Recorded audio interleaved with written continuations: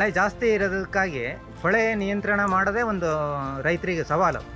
ಅಂಥ ಸಂದರ್ಭದಲ್ಲಿ ನಾವು ಹಿಂದೆಲ್ಲ ನಾವು ಏನು ಉಪಯೋಗಿಸ್ತಿದ್ವಿ ಅಂದರೆ ಗಟಾರ್ ಸ್ಪ್ರೇಯರಲ್ಲಿ ಏನಂತಂದರೆ ಜನ ಸರಿಯಾಗಿ ಅದನ್ನು ಹಾಕಿದರೆ ಮಾತ್ರ ಅದು ಮೇಲ್ಗಡೆ ಹೋಗ್ತದೆ.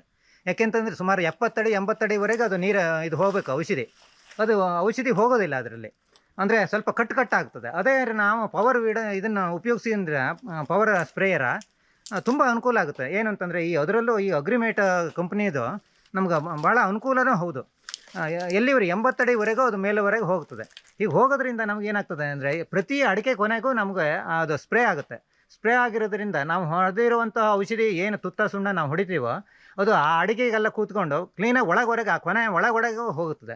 ಹಾಗೆ ಹೋಗೋದ್ರಿಂದ ನಮಗೇನಾಗ್ತದೆ ಆ ಕೊಳೆ ನಿಯಂತ್ರಣ ಆಗ್ತದೆ, ಅಂದರೆ ಅದರಲ್ಲಿ ಫಂಗಸ್ ಅಟ್ಯಾಕ್ ಆಗೋದು ಅಂಶ ಕಡಿಮೆ ಆಗ್ತದೆ.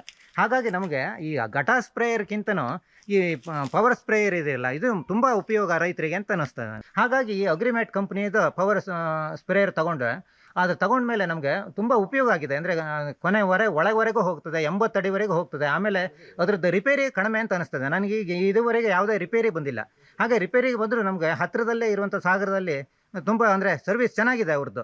ಇದು ಅಗ್ರಿಮೇಟ್ ಕಂಪ್ನಿದು ಇನ್ನೊಂದು ಉಪಯೋಗ ಏನು ಅಂತಂದರೆ ಇದು ಹೋಸ್ ಪೈಪ್ ಇದೆಯಲ್ಲ, ಈ ಹೋಸ್ ಪೈಪ್ಗಳು ಇದು ಉತ್ತಮ ಗುಣಮಟ್ಟದ್ದು ಅಂತ. ಆಮೇಲೆ ಆ ಪೈಪ್ಗಳು ಅಷ್ಟೇ ಅದು ಉತ್ತಮ ಗುಣಮಟ್ಟದ್ದಾಗಿದ್ದರಿಂದ ಇದು ಅಡಿಕೆ ಗಿಡಗಳಿಗೆ ಅಥವಾ ಈ ಅಡಿಕೆ ಕಾಯಿಗಳಿಗೆ ಸ್ಪ್ರೇ ಕ್ಲೀನಾಗಿ ಆಗುತ್ತೆ ಇದು. ಹಾಗಾದ್ರಿಂದ ಇದು ಒಂದು ಉಪಯೋಗ ಅಂತ ಅನ್ನಿಸ್ತದೆ ನನಗೆ. ನಮ್ಮ ಮುಂಚೆ ತೋಟಕ್ಕೆಲ್ಲ ಔಷಧಿ ಹೊಡ್ಬೇಕಾದ್ರೆ ನಾವು ಗಟಾರ್ ಮಿಷನ್ ಯೂಸ್ ಮಾಡ್ತಿತ್ತು. ಬಟ್ ಅದು ತುಂಬ ಕಷ್ಟ ಆಗೋದು, ಒತ್ತಿ ಅದರಿಂದ ಕೈ ಎಲ್ಲ ನೋವು ಬಂದಿರೋದು.